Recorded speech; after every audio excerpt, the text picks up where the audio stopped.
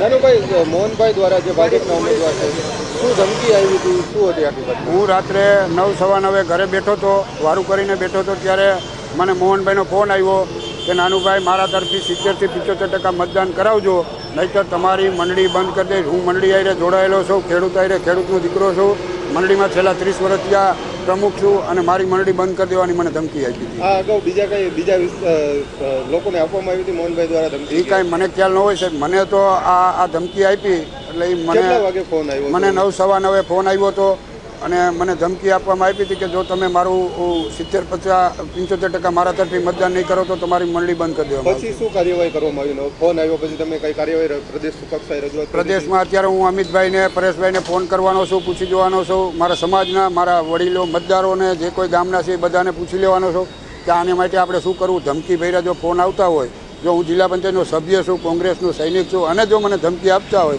તો નાના માણસોને સાહેબ શું કરતા હશે? બીજી કઈ લાલચ કે કઈ આપવામાં આવ્યું હતું? લાલચ અગાઉ જ્યારે અમારી જિલ્લા પંચાયત તૂટી ત્યારે મને તો એના સભ્ય ગયા એથી 3 ગણી લાલચો આપી છે.